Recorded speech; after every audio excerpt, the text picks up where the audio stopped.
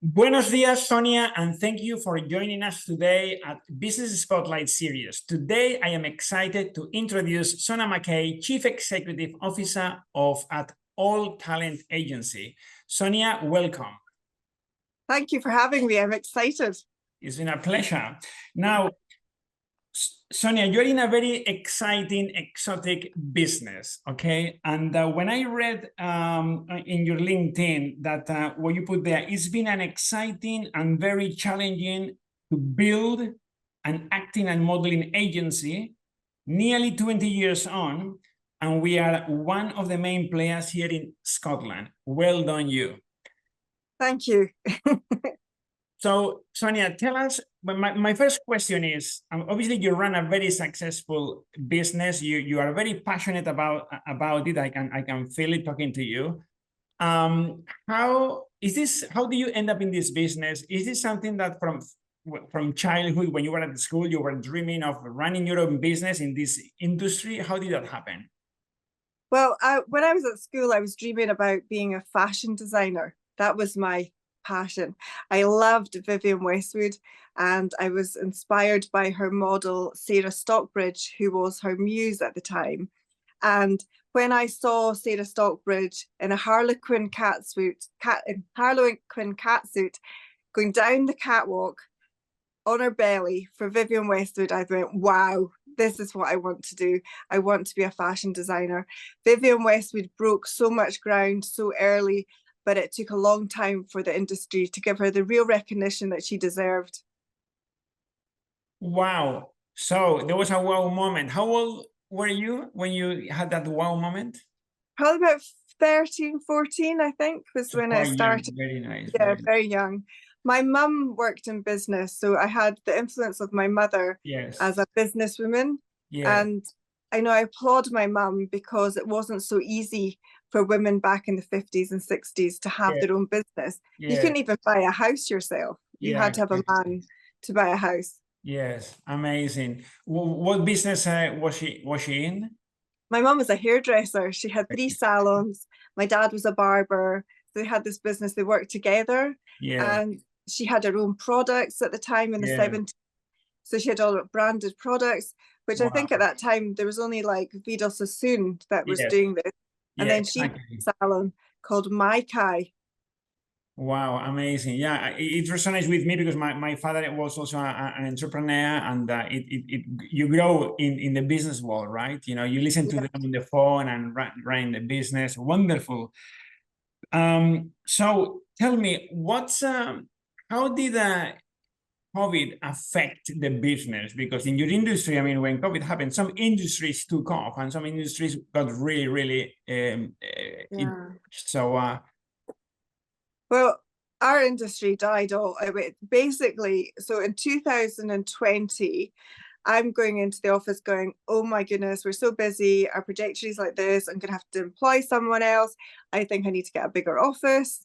That was the start of 2020. Yes. And we watched this virus travel around the globe going, I've got a meeting in London. Don't know if I want to actually get a flight. Oh, let's see how much the train is. Oh, that's far too expensive. I'll take my chances. And I took the flight. And in London, I had hand sanitizer. And it was kind of, it hadn't really been a lockdown at this point, but we could see this, the COVID wave coming to the UK. And then the week of the lockdown, we went into our office, which we were in a shared office space called the Media Hub in Glasgow, which had, you know, other businesses. They would give us business, we could give them, and it was like great creative space to work in, and we could all meet in the cafe. And they said, security said to us, there's someone on your floor with COVID. Do you want to wait till tomorrow to go in, or do you want to go in today and get your computers? And we went, I think we'll wait till tomorrow after the deep clean. And then that was it. We never went back. That was it.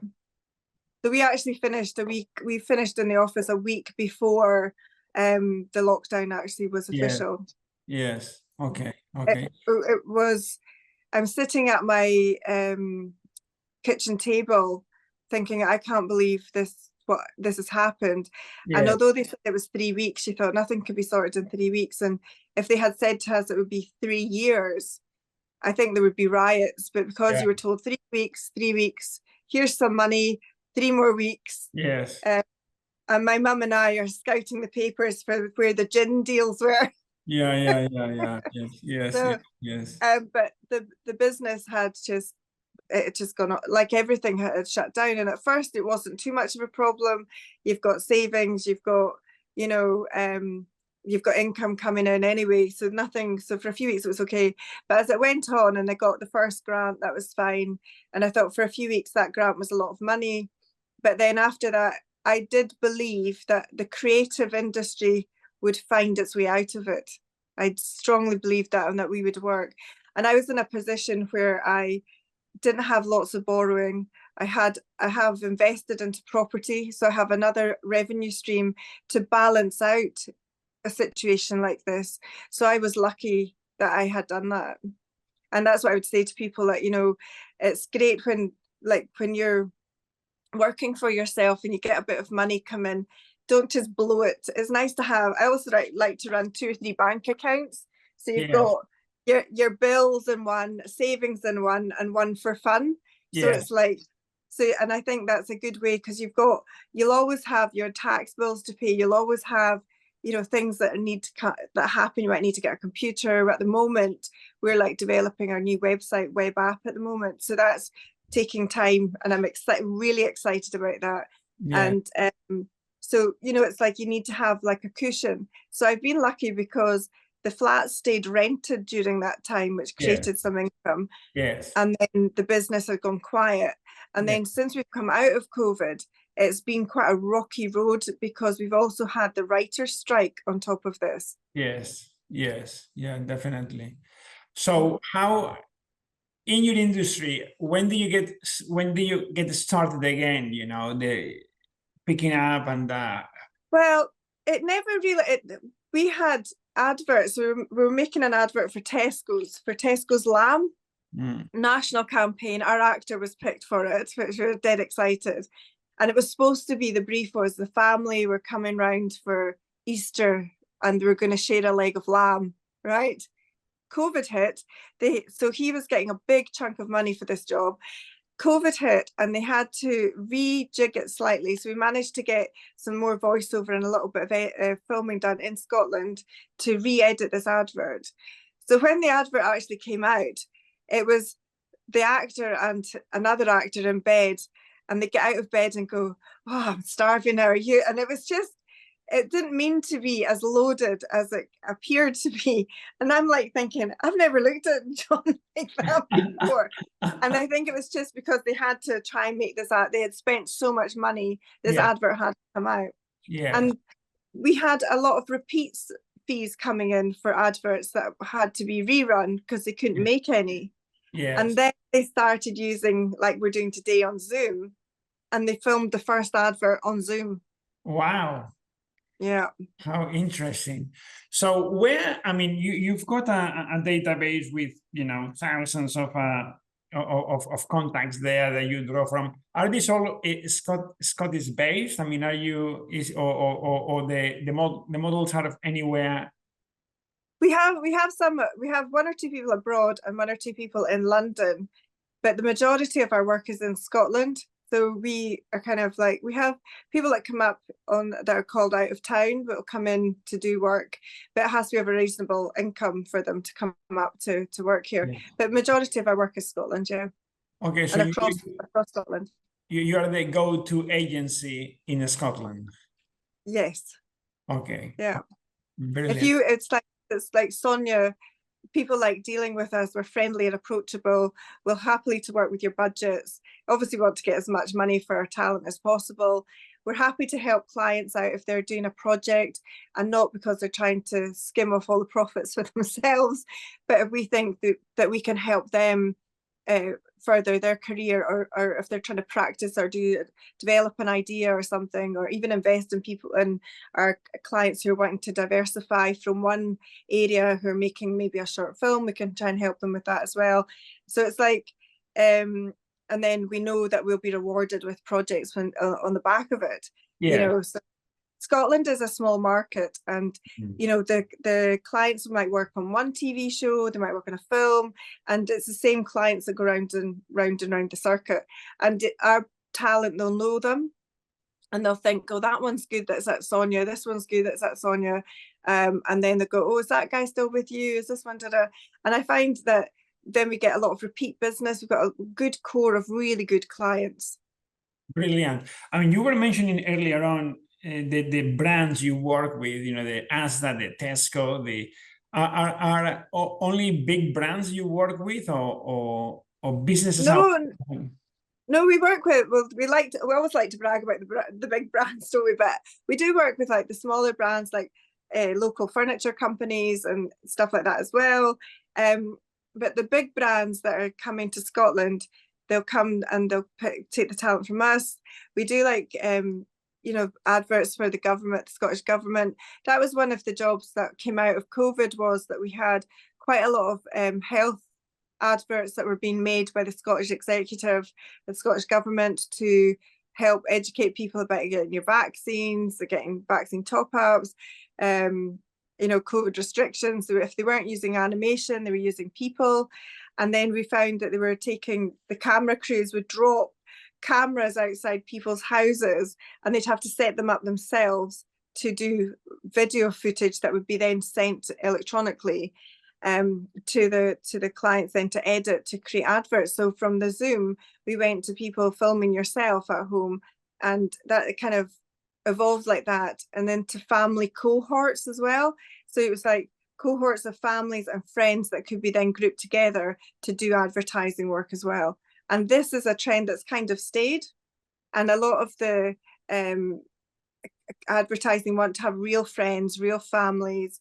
And that's kind of stayed from the lockdown, from COVID. And also we've had clients doing more and more castings on Zoom and on self-taping. Wow. So that's been a good advantage for Scottish people, because you don't always have to go to London for an in-person casting. Yeah. Although we have had people this week go down to London for in-person casting. So we're all sitting excited to see if they get the job, because one of the jobs is for America. So it's all quite exciting. Yeah. Wow, so, incredible. So being a small business, you know, we're as excited about the talent getting the jobs as much as they are, you know, and we're disappointed when they don't get them. Yes. But you have to have the mentality of next, what's next. Yes. And for me, the sad thing is when we've worked hard to create talent, to make talent really well, and then they want to be poached by somebody else and go and think that they're going to work more or better, or just want to change. And that used to quite upset me when I was starting out. But I have a magic word now that helps keep my sanity. Which is? Recruit.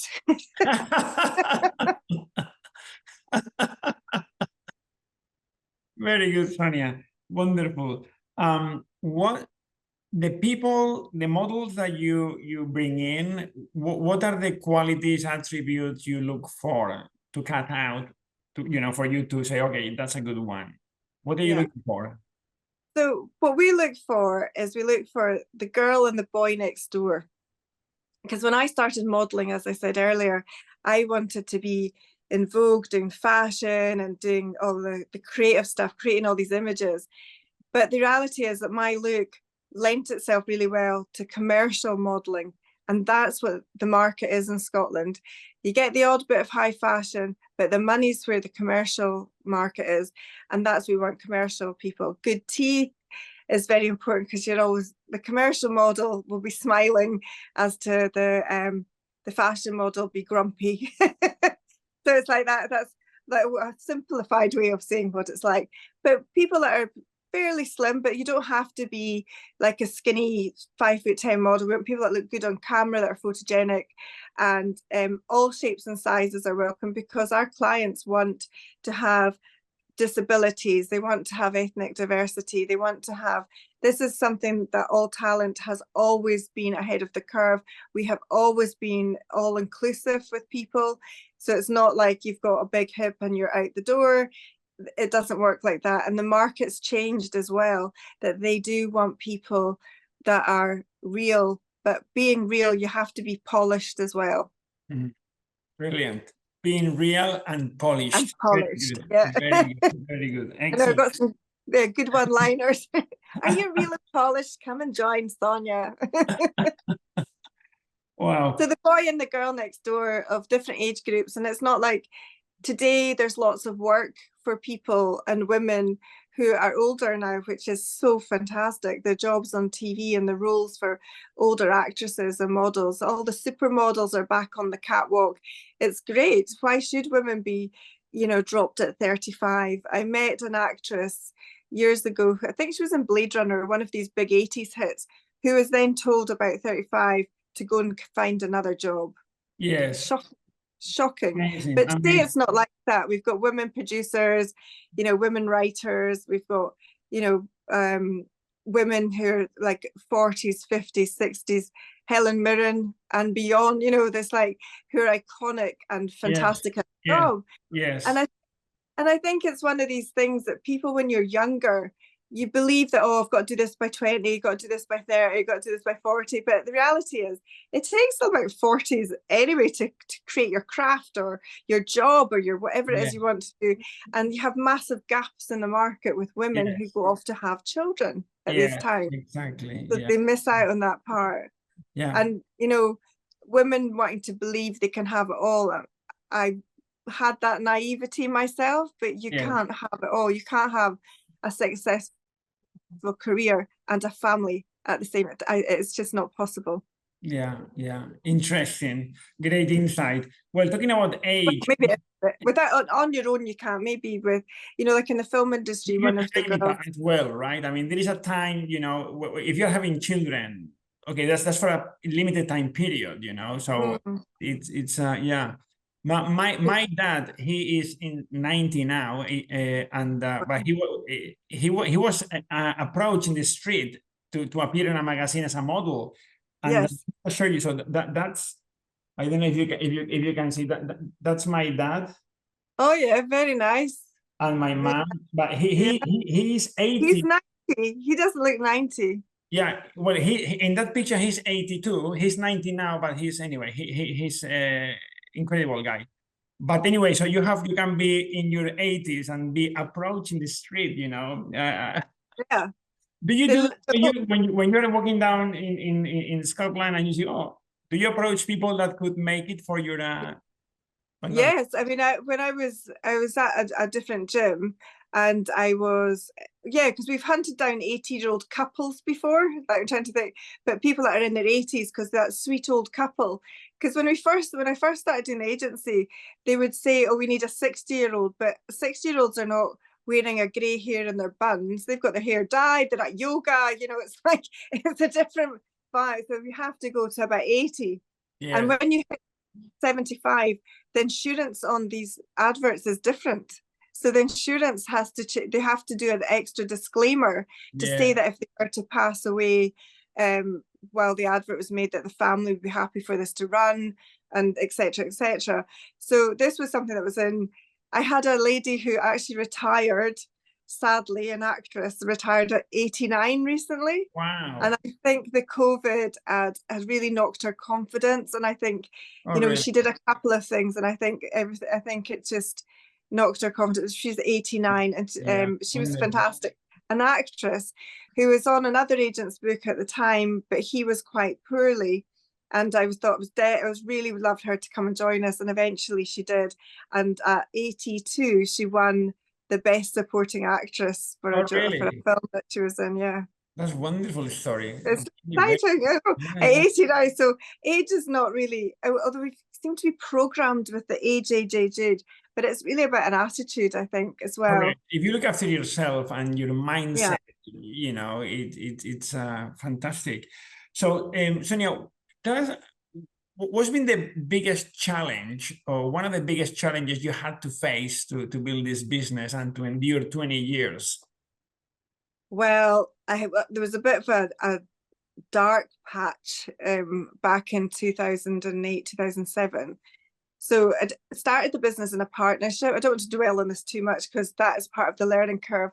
And anyone that's done business partnerships, they probably say to you, don't do it. Do it, have the belief in yourself that you can do this alone, because you'll end up doing it on your own anyway. You've just put yourself in a massive learning curve. The partnership had dissolved it wasn't a great time. I had no money. I had racked up a load of debt. So I started the partnership with £10,000, left the partnership heartbroken a few years later with the 11,000 of debt. My father was diagnosed with cancer and he died in all at the sort of same time. It's the lowest point of my life.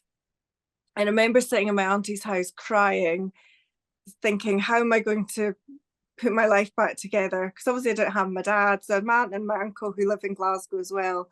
So they came round with a flask of tea and some sandwiches, and we basically converted my spare room, which I was renting at the time, into a little office, and just started to build from there and clear the debt and clear the debt.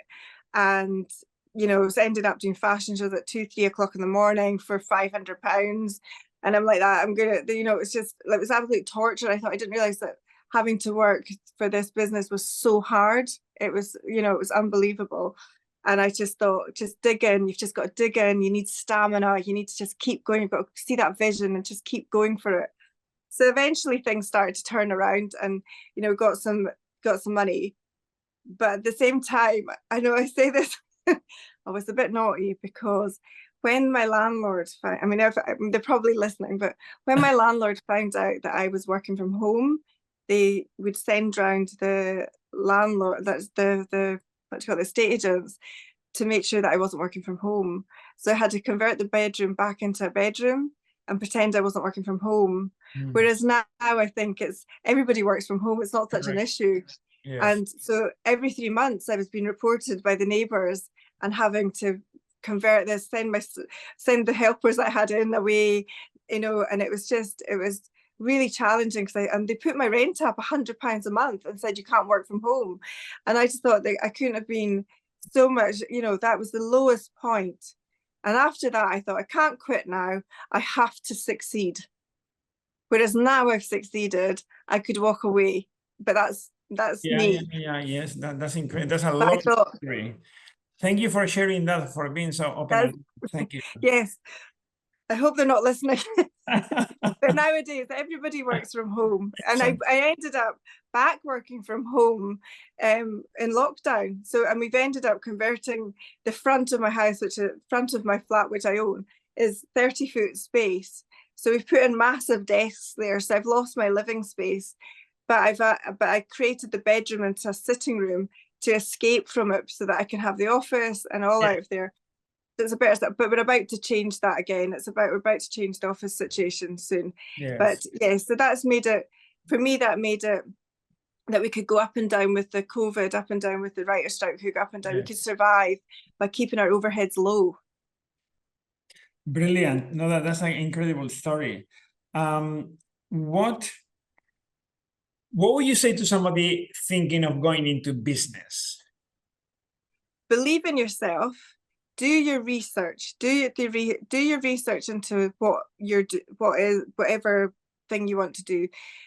Try and speak to people that are experts in that area as well. If you've got someone who could be a mentor, I would say, unless you absolutely know that person inside and out, don't do a partnership. I would avoid partnerships. Collaborations, but not a partnership. Always, that's just my feelings and my experience, that I think it's fine if if you're collaborating and you've got a different thing, but to partnerships, it's got to be even, and it doesn't always feel like that. And believe in yourself. Get your vision board up. Get, you know, whatever you want to see in your dream. A vision board can really help, because it just keeps you focused. And you think, I want that car. I want that car. I know it's material, but you think, right, I want the sports car. And that was one of the things that helped me, was I did a vision board and had on it an Audi TT. And I don't know why, I just thought I fancied an Audi TT. And there was no way I could afford one at that time. But a few years later, I test drove one and decided I didn't like it, and then got a Mercedes SLK, which I absolutely love. So, you know, and it's at that point I thought, oh, I really can't afford this. And I think sometimes when you're working hard, you need to reward yourself to make it feel worth it, because, you know, it's like, I feel like with the governments, and they do recognise the importance of small business, but I don't think sometimes people who aren't a small business realise that the hours that you work, you're not on minimum wage. most of the time you're on no wage to get started, and then you reap the rewards. But it takes a lot longer than you think. So Sonia, when you were at your low point and you said, I am not quitting, I'm going to dig in, get myself out of this situation, pay my debt. I'm not quitting. What gave you such endurance? Because many people quit. So what is it? Can you pinpoint what was the thing behind that, I think maybe it must be something. something. It wasn't the PT, right? Sorry? It wasn't the car, was it? It was something more. It wasn't the car, you wanted to buy a car as a vision. No, I just wanted to be successful. I wanted to make it a success. And more than anything at that time, I had to make that a success. It was to yourself. Yeah, it wasn't material things or money, because this industry, you're working on small percentages. Is this at my level, it's not, you don't make lots and lots of money. I've invested to create more money. So my income was invested, which I would say to people as well, to invest and give yourself some security. Don't have all your eggs in one basket. Split it up. And it has been it's kept me going. But yeah, I think it was just a burning thing of like sheer determination that I was not going to let let me down. I was not going to let myself down. I had the responsibility of these people who were believing in me as well. So I felt like I had a level of duty to the people that had stayed with me as well. And then it was just a case of rebuilding everything.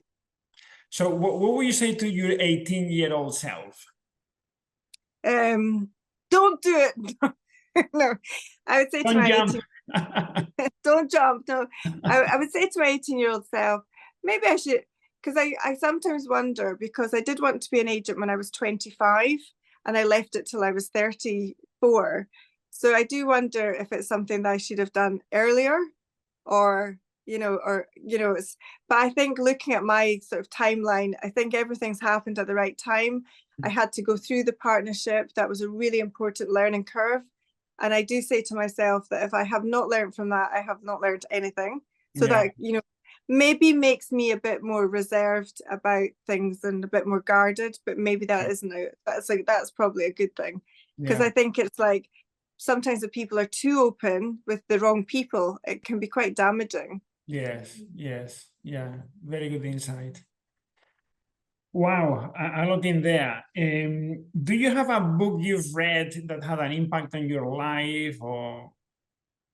Well, I did really enjoy, on a business level, reading about Great Scots in Business, when it talked about the people that set up Ma Maison.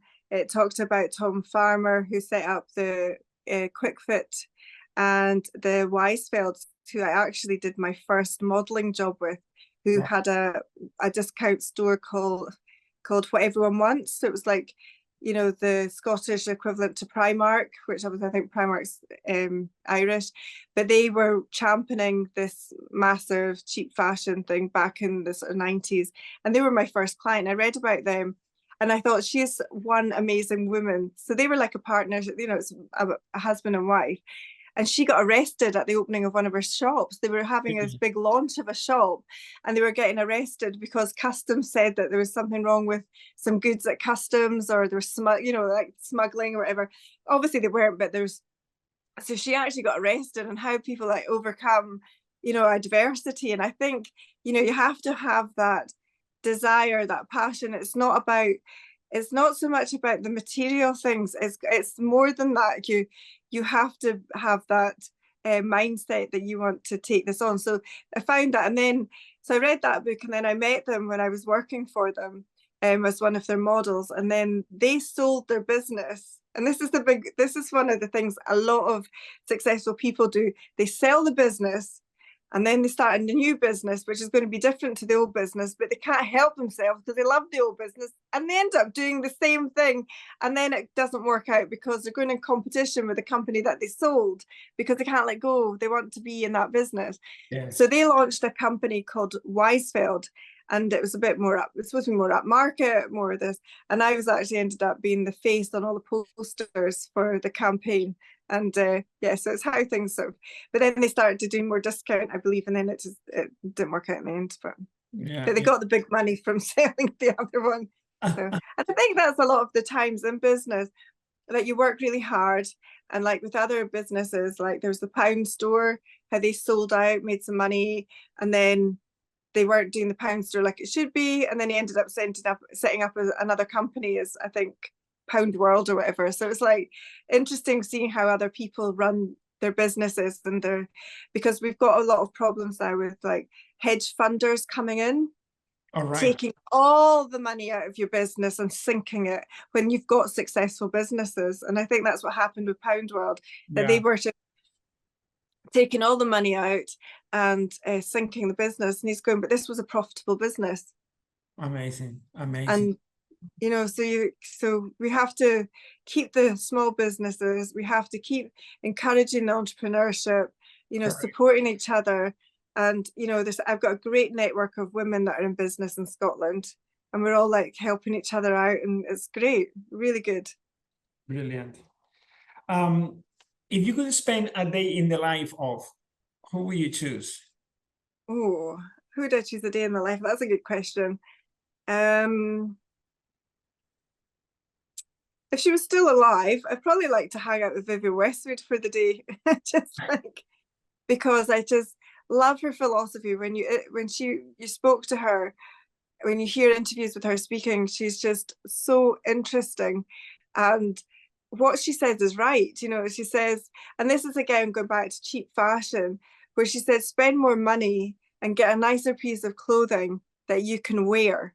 And she also said that people should always dress up as well, because why do you want to put supermodels in t-shirts and jeans when they should be dressed like goddesses? Interesting. Wow. Well, Sonia, what can I say? Thank you so much. It's been a real pleasure having you join us today at Business Spotlights, and for sharing your experience, your wisdom, your journey with us, and for being so candid. Thank you so much.